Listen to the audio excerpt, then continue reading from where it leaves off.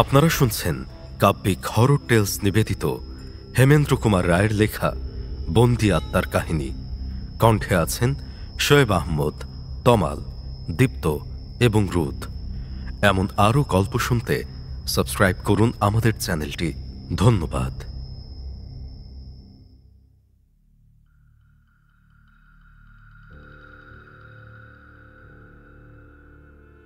বিখ্যাত স্পিরিচুয়ালিস্ট অনন্তবাবুর বাড়িতে বসে এক সন্ধ্যায় আলাপ করছিলুম। কথা হচ্ছিল প্রেততত্ত্ব নিয়ে। আমি ডাক্তার, কিঞ্চিত পশারও যে আছে, নিজের মুখে এ কথা বললে গর্ব করা হবে না। আত্মা বলে কোনো কিছুর অস্তিত্ব আছে, আজ পর্যন্ত হাতে নাতে এমন প্রমাণ পাইনি। জন্ম, মৃত্যু ও দেহগত সমস্ত রহস্য আমার নখদর্পণে, এমন অভিমান আমার আছে। কিন্তু অনন্তবাবু আমার সেই অভিমানে আঘাত দিতে চান। তিনি বলেন, জন্ম মৃত্যু কথামাত্র, দেহটা সাময়িক খোলস ছাড়া আর কিছু না। জন্মের আগেও এবং মৃত্যুর পরেও আত্মা বেঁচে থাকে ইত্যাদি। খুব জোরে তর্ক চালিয়েছি। আমিও বুঝব না, অনন্তবাবুও না বুঝিয়ে ছাড়বেন না। তর্কটা যখন রীতিমতো জমে উঠেছে, হঠাৎ রাস্তায় উঠল বিষম গোলমাল। সচমকে মুখ ফিরিয়ে জানালা দিয়ে বাইরে চেয়ে দেখি পথের ওপাশের ফুটপাথের ওপরে সুরেনবাবুর বাড়ির সামনে মস্ত ভিড়ের সৃষ্টি হয়েছে। আমরা ঘর থেকে বেরিয়ে পড়ে দ্রুত পদে ঘটনাস্থলে গিয়ে হাজির হলুম। ফুটপাথের ওপরে হাত পা ছড়িয়ে অজ্ঞান হয়ে পড়ে রয়েছেন সুরেনবাবু নিজেই। তিনি কেবল আমাদের প্রতিবেশী নন, আমাদের দুজনেরই বিশেষ বন্ধু। ভিড়ের মধ্যে একজন লোক জিজ্ঞাসার উত্তরে বললে, উনি বারান্দায় ওপর হয়ে পড়ে গিয়েছেন। আমরা ধরাধরি করে সুরেনবাবুকে নিয়ে তার বাড়ির ভিতরে ঢুকলাম। তারপর বৈঠকখানার তক্তপোষের ওপরে শুইয়ে রেখে তাকে পরীক্ষা করতে লাগলুম। পরীক্ষার পর বুঝলুম গতিক সুবিধার নয়। সুরেনবাবুর দেহের ওপরটায় গুরুতর আঘাতের চিহ্ন নেই বটে, কিন্তু তার দেহের ভেতরের অবস্থা যে ভয়াবহ এটা অনুমান করতে পারলুম। অনন্তবাবুকে বললুম, এর মৃত্যুর আর দেরি নেই। অনন্তবাবু বললেন, কি সর্বনাশ! তাহলে উপায়? সুরেনের স্ত্রী, ছেলে, মেয়ে সবাই যে হরিদ্বারে তীর্থ করতে গিয়েছে। এই বাড়িতে আর দ্বিতীয় কোনো ব্যক্তি নেই। এখন আমরা কি করব? বললুম, আমার পরীক্ষা ভুল হতে পারে, দাঁড়ান ডাক্তার পি ঘোষকে ডাকি। ডাক্তার পি ঘোষ হচ্ছেন কলকাতার শ্রেষ্ঠ ডাক্তারদের অন্যতম। ফোনে খবর পেয়ে এসে হাজির হলেন। সুরেনবাবুকে পরীক্ষা করে বললেন, কোনো আশা নেই, মিনিট কয়েকের মধ্যেই তিনি মারা যাবেন। আমি বললুম, অনন্তবাবু, যদি আপনার ঠিকানা জানা থাকে তবে সুরেনবাবুর স্ত্রীকে এখনই তারে খবর দিন। হ্যাঁ, ঠিকানাও জানি, তাও না হয় করে দিচ্ছি। কিন্তু আপনারা বলছেন সুরেনবাবু এখনই মারা যাবেন। হরিদ্বার এখান থেকে একদিনের পথ নয়। সুরেনের আর কোনো আত্মীয় নেই। সমস্ত ঝুঁকি আমাদেরকেই সামলাতে হবে। এই মৃতদেহ নিয়ে আমরা কি করব? মিস্টার ঘোষ, দেখুন, আপনাদের চিকিৎসা বিজ্ঞান যদি একে কোনো রকমে আর দিন তিনেক বাঁচিয়ে রাখতে পারে। ডাক্তার ঘোষ মাথা নেড়ে বললেন, অসম্ভব। এতক্ষণে মৃত্যু ওর দেহের ভেতরে প্রবেশ করেছে, উনি মারা গেলেন বলে। অনন্তবাবু অত্যন্ত উত্তেজিতের মতো একবার ঘরের দিক থেকে ওদিক পর্যন্ত ঘুরে এলেন। তারপর হঠাৎ দাঁড়িয়ে পড়ে বললেন, আচ্ছা, মৃত্যুর পরেও কি দেহের ভেতরে আত্মার সাড়া পাওয়া একেবারেই অসম্ভব? ডাক্তার ঘোষ সবিস্ময়ে বললেন, আপনি কি বলছেন? আমিও হতভম্বের মতন অনন্তবাবুর মুখের পানে তাকিয়ে রইলুম। আমার দিকে চেয়ে তিনি বললেন, আপনারা ওই হিপনোটিজমের কথা জানেন তো? বাংলায় যাকে বলে সম্মোহন বিদ্যা বা যোগ নিদ্রা। আমি বললুম, জানি, আর এও জানি যে হিপনোটিজমে আপনার দেশজোড়া খ্যাতি আছে, কিন্তু তার কথা এখন কেন? আমি এখনই এই সুরেনকে সম্মোহন বিদ্যায় অভিভূত করতে চাই। তাতে ফল কি হবে? সুরেনবাবুকে মৃত্যুর কবল থেকে রক্ষা পাবেন? মৃত্যুর কবল থেকে কোনো মানুষই কোনো মানুষকে রক্ষা করতে পারে না। তবে যোগ নিদ্রার একটা আশ্চর্য মহিমা আছে, তার দ্বারা নিশ্চয়ই একটা ফল পাওয়া যাবে। সে যে কি তা আমি বলতে পারছি না, তবে না থাক, আর কথা সময় নেই। সুরেনের দিকে তাকিয়ে দেখুন, তার শেষ মুহূর্ত উপস্থিত। সুরেনবাবুর মুখ তখন মৃত্যু যন্ত্রণায় ভীষণ হয়ে উঠেছে। তার দুই বিস্ফারিত চোখের তারা চারিদিকে ঘুরছিল। অনন্তবাবু তাড়াতাড়ি এগিয়ে গিয়ে সামনের দিকে ঝুঁকে পড়ে সুরেনবাবুর দেহের উপরে বিশেষ কৌশলে হস্তচালনা করতে লাগলেন। ডাক্তার ঘোষ গম্ভীরভাবে বসে রইলেন। তার মুখে চোখে দারুণ অবিশ্বাসের ভাব। আমি অবাক হয়ে অনন্তবাবুর কাণ্ডকারখানা দেখতে লাগলুম। কয়েক মুহূর্ত পরে তেমনি হস্তচালনা করতে করতে অনন্তবাবু দৃঢ়স্বরে বারংবার ডাকতে লাগলেন, সুরেন, সুরেন, সুরেন। প্রথমটা সুরেনবাবুর কোনো রকম ভাবান্তর হল না। তারপর ধীরে ধীরে তার চোখের তারা স্থির ও স্বাভাবিক হয়ে গেল। অনন্তবাবু বললেন, সুরেন, আমার চোখের দিকে তাকিয়ে দেখো। সুরেনবাবুর চোখ অনন্তবাবুর চোখের দিকে ফিরল। সঙ্গে সঙ্গে তার সারা দেহ একেবারে শিউরে উঠল। সুরেন, কি তোমার কি কষ্ট হচ্ছে? না। তবে জবাব নেই। আবার ৩-৪ বার ডাকাডাকির পর সুরেনবাবু চমকে উঠে বললেন, সুরেন, সুরেন, সুরেন, তুমি কি ঘুমুচ্ছ? আর আমায় ডেকো না, আমাকে ঘুমোতে ঘুমোতে মরতে দাও, আমাকে ঘুমোতে ঘুমোতে মরতে দাও। তবে তুমি ঘুমো, কাল সকালে আবার আমি তোমাকে ডাকবো। তোমাকে সাড়া দিতেই হবে। সারা দেব? এখন আমি মরছি, আমাকে ঘুমোতে দাও, আমাকে ঘুমোতে দাও। সুরেনবাবুর ২ চোখ মুদে গেল। অনন্তবাবু আমাদের কাছে এসে বললেন, আপনাদের মত কি? ডাক্তার ঘোষ বললেন, আপনি কি ভাবছেন কাল সকালে ওর সাড়া পাওয়া যাবে? হ্যাঁ। অসম্ভব। তাহলে আমাদের চিকিৎসা বিজ্ঞান ব্যর্থ হয়ে যাবে। বেশ, কাল সকালে এসে দেখবেন। আসব, যদিও জানি অসম্ভব, সম্ভব হবে না কিছুতেই। তবু আপনি আমার কৌতূহল জাগিয়ে তুললেন। কাল সকালে আমি আসছি। পরদিনের সকালে বহুকাল ধরে প্রেততত্ত্ব নিয়ে ক্রমাগত নাড়াচাড়া করে করে গোঁড়ামির দ্বারা আচ্ছন্ন হয়ে অনন্তবাবু বিচার শক্তি হারিয়ে ফেলেছেন। এই কথা বলাবলি করতে করতে ডাক্তার ঘোষের সঙ্গে আমি সুরেনবাবুর বাড়িতে গিয়ে হাজির হলুম। দেখলুম বৈঠকখানার সমস্ত জানালা বন্ধ করে আধা অন্ধকার ঘরে সুরেনবাবুর দেহের পাশে অনন্তবাবু চুপ করে বসে আছেন। ডাক্তার ঘোষ সুরেনবাবুর দেহ পরীক্ষা করে বললেন, দেহ শীতল আর আড়ষ্ট, হৃৎপিণ্ডের ক্রিয়া বন্ধ, শ্বাস প্রশ্বাস নেই। কাল রাত্রে এর মৃত্যু হয়েছে। অনন্তবাবু, এখনো কি আপনার সন্দেহ দূর হয়নি? অনন্তবাবু উত্তর দিলেন না। সুরেনবাবুর গায়ের রং রীতিমতো হলদেটে হয়ে গেছে। তার ২ চোখ মোদা, মুখ হাঁ করা। আমি বললুম, আর কেন অনন্তবাবু, এইবারে এর সৎকারের ব্যবস্থা করুন। হরিদ্বারে তার করে দিয়েছি, আগে সুরেনের স্ত্রী আর ছেলেমেয়েরা আসুক। সে কি, ততক্ষণে দেহের কি অবস্থা হবে বুঝতে পারছেন? দেহের কি অবস্থা হবে বুঝতে পারছি না, তবে সুরেনকে আরেকবার ডেকে দেখা দরকার। ডাক্তার ঘোষ বললেন, আপনার কি মাথা খারাপ হয়ে গেছে নাকি? আর কাকে ডাকবেন আপনি? সুরেনকে। সুরেন, সুরেন। কোনো সাড়া নেই। কি আশ্চর্য, মরা মানুষ কখনো কথা বলে? সুরেন, সুরেন, আমি ডাকছি। সুরেন, সাড়া দাও। স্তম্ভিত নেত্রে দেখলুম সুরেনবাবুর ফাঁক করা ওষ্ঠাধারের ওপাশে জিভখানা যেন ছটফট করছে। সুরেন, সুরেন। সুরেনবাবুর চোয়াল ও ওষ্ঠাধর একটুও নড়ল না, কিন্তু তার হাঁ করা মুখবিবর থেকে অদ্ভুত বিকৃত স্বরে এই কথাগুলো বেরুল।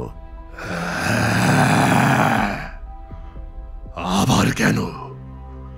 আমার মৃত্যু হয়েছে, আমি এখন ঘুমোচ্ছি। সে কি স্বর! মনে হলো সুরেনবাবুর মুখ যেন কথা কইছে না, সে স্বর আসছে যেন বহুদূর থেকে, যেন গভীর কোনো গিরিগুহার অতল গহ্বরের ভেতর থেকে। একটা অজানা ভয়ে আমার গা কাঁপতে লাগলো। ডাক্তার ঘোষ যেন ধাক্কা খেয়ে পিছিয়ে গিয়ে দেওয়ালে পিঠ রেখে দাঁড়ালেন, তার মুখ চোখ উদ্ভ্রান্তের মতো। সুরেন, তুমি কি এখনো ঘুমিয়ে আছো? না না না না, আমি ঘুমোচ্ছিলাম বটে, কিন্তু এখন আমার মৃত্যু হয়েছে। সুরেন, আবার তুমি ঘুমিয়ে পড়ো। ডাক্তার ঘোষ, এখন আপনার কোনো বক্তব্য আছে? ডাক্তার ঘোষ ক্ষীণ স্বরে বললেন, না। সুরেনবাবুর কণ্ঠস্বর কিরকম মনে হলো? ভয়ানক। মানুষের গলার ভেতর থেকে যে ওরকম বীভৎস আওয়াজ বেরোতে পারে এটা আমার ধারণাতেও ছিল না। ও তো মানুষের কণ্ঠ নয়, যেন একটা অমানসিক ধ্বনি। কিন্তু ও ধ্বনি আসছে সুরেনেরই গলার ভেতর থেকে। সুরেনকে আর ব্যস্ত করব না, ও এখন ঘুমিয়েই থাক। বোধহয় পরশু দিনই সুরেনের স্ত্রী এসে পড়বেন, তখন আর একবার আপনাকে ডাকবো। আসবেন তো? নিশ্চয়ই আসব। এই যে এক অজানা নতুন বিজ্ঞানের রহস্য, না এসে থাকতে পারবো না। আজ অনন্তবাবুর আহ্বানে আবার সুরেনবাবুর বাড়িতে চলেছি আমরা দুজনে। সন্তানদের নিয়ে সুরেনবাবুর স্ত্রী কলকাতায় এসে পৌঁছেছেন। তার নাম হৈমবতী। ক্রন্দনধ্বনি শুনতে শুনতে সুরেনবাবুর বৈঠকখানার ভিতরে গিয়ে ঢুকলুম। সুরেনবাবুর আড়ষ্ট দেহ ঘিরে বসে আছেন হৈমবতী, তার 2 ছেলে ও 1 মেয়ে। সকলের চক্ষে অশ্রু, কণ্ঠে আর্তনাদ। অনন্তবাবু বসে আছেন মৃতদেহের ডান পাশে। মুদিত চোখে তিনি মূর্তির মতন স্থির, যেন ধ্যানমগ্ন। সুরেনবাবুর দেহ যেমনভাবে দেখে গিয়েছিলুম তেমনিভাবেই আছে। হৈমবতী গতকল্য এসেছেন। হিসেব করে দেখলুম সুরেনবাবুর মৃত্যুর পর 5 দিন একে গ্রীষ্মকাল, তাই এবছর পড়েছে আবার অতিরিক্ত গরম। কিন্তু আশ্চর্য ব্যাপার এই যে সুরেনবাবুর গায়ের রং হলদে এবং দেহ মৃত্যু শীতল ও কাঠ আড়ষ্ট হয়ে গেলেও তা একটুও পচেনি বা ফুলে ওঠেনি। অনন্তবাবু চোখ খুলে বললেন, এই যে আপনারা এসেছেন, হৈমু বড়ই ব্যস্ত হয়ে উঠেছেন। তাহলে সুরেনকে আর একবার জাগাবার চেষ্টা করি। আমরা নীরবে ঘাড় নেড়ে সায় দিলুম, যদিও আমার বুকের ভিতরে জাগল কাঁপন।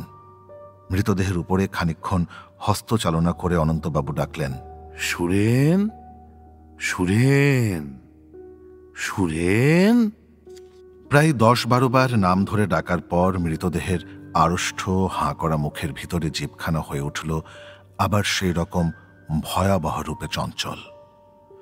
হৈমবতী স্বামীর বুকের উপরে ঝাঁপিয়ে পড়ে ক্রন্দন স্বরে বলে উঠলেন, ওগো, তাহলে তুমি সত্যিই বেঁচে আছো? ছেলেমেয়েরাও বাবা বাবা বলে চেঁচিয়ে কেঁদে উঠল। অনন্তবাবু বললেন, কথা কও সুরেন, কথা কও। আবার শোনা গেল সেই বর্ণনাতীত ভয়ঙ্কর কণ্ঠস্বর, যা আসছে যেন বাড়ির বাইরের পৃথিবীর অতল পাহাড়ের ভিতর থেকে। আবার কেন ডাকাডাকি? বলেছি তো আমি বেঁচে নেই, আমি বেঁচে নেই।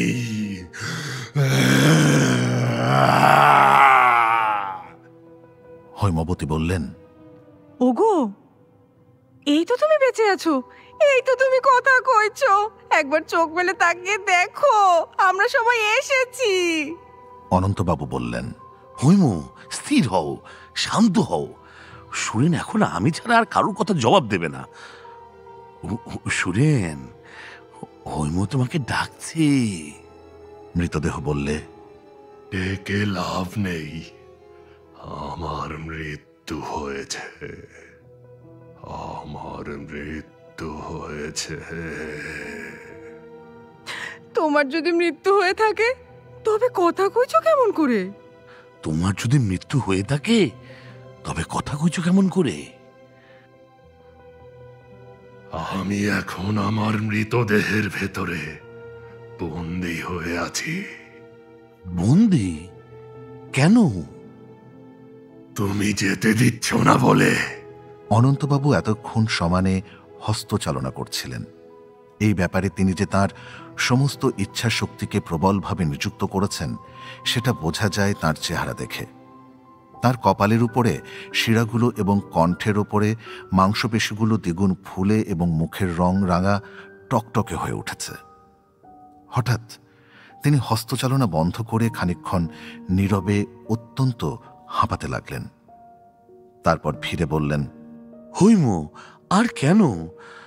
তোমার জন্যই এই কয়দিন সুরেনকে যোগ নিদ্রায় আচ্ছন্ন করে রেখেছি। এবার ওর ঘুম ভাঙাই, ওর আত্মাকে মুক্তি দেই। তোমরা মৃতদেহের সৎকারের ব্যবস্থা করো। হৈমবতী এমন তীব্রস্বরে চেঁচিয়ে কেঁদে উঠলেন যে আমাদের কান যেন ফেটে গেল। তারপর তিনি মাটির ওপরে আছড়ে পড়ে বললেন, অনন্তবাবু, অনন্তবাবু, আমাকে দয়া করুন। ইনি এই অবস্থাতে থাকলেও আমার সুখ। মনে করব আমি বিধবা নই। অনন্তবাবুর মুখে ফুটে উঠল একসঙ্গে ব্যথা, দয়া ও মমতার ভাব। অল্পক্ষণ চুপ করে থেকে তিনি বললেন, বেশ মা, তাই হোক। আরো কিছুদিন এইভাবে থাক। তুমি নিজের মনকে দৃঢ় করো, শান্ত হও, সংযত হও। তারপর আমার যা করবার করব। মনে রেখো মা, আমিও হচ্ছে তুচ্ছ মানুষ। মৃত্যু হচ্ছে ভগবানের ইচ্ছা। তাকে বাধা দেবার চেষ্টা করলে আমার সর্বনাশ হবে, আমিও বাঁচব না।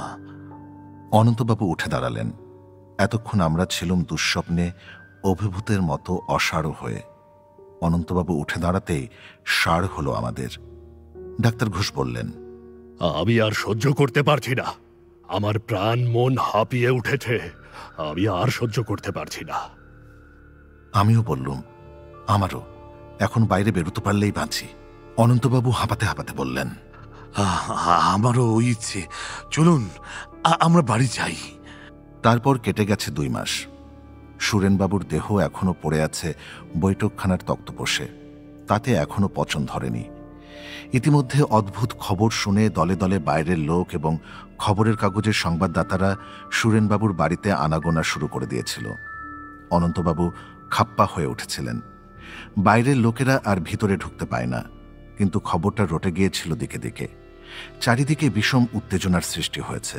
কেবল বাঙালি নয়, ইংরেজ এবং আরও নানা জাতীয় লোক কৌতূহলী হয়ে আবেদন জানাচ্ছেন সুরেনবাবুর দেহ পরিদর্শনের জন্য। আবেদনকারীদের মধ্যে ছিল বহু বিখ্যাত নাম। একদিন অনন্তবাবুর জরুরি আহ্বান এলো। তার বাড়ির কাছে গিয়ে দাঁড়াতেই শুনলুম সুরেনবাবুর বাড়ির ভিতর থেকে কান্নার আওয়াজ। অনন্তবাবুর বৈঠকখানায় ঢুকে দেখি একখানা চেয়ারের উপরে বসে আছেন ডাক্তার ঘোষ। অনন্তবাবু ঘরময় ঘুরে বেড়াচ্ছেন। তার ভাবভঙ্গি ক্রুদ্ধ, বিরক্ত। আমাকে দেখে তিনি বললেন, কান্না শুনছেন? হ্যাঁ, ব্যাপার কি? আরে আজ সুরেনের যোগ নিদ্রা ভাঙবো, তাই ওই কান্না। হোমিওপ্যাথির ইচ্ছা সুরেনের দেহ এইভাবে থাকুক, কিন্তু তাও কি সম্ভব? আমি বেশ বুঝতে পারছি আমার নিজের স্বাস্থ্য দিনে দিনে ভেঙে পড়ছে। এরকম অস্বাভাবিক উত্তেজনা আর কতদিন সহ্য করব? প্রবল ইচ্ছা শক্তিরও তো একটা সীমা আছে। এজন্যই আমাকে ডেকেছেন? আপনাকেও, ডাক্তার ঘোষকেও। তারপর একটা কথা কি জানেন, নিজেকে অপরাধী বলে মনে হচ্ছে। কেন? বোধহয় প্রকৃতির আইন ভঙ্গ করেছি।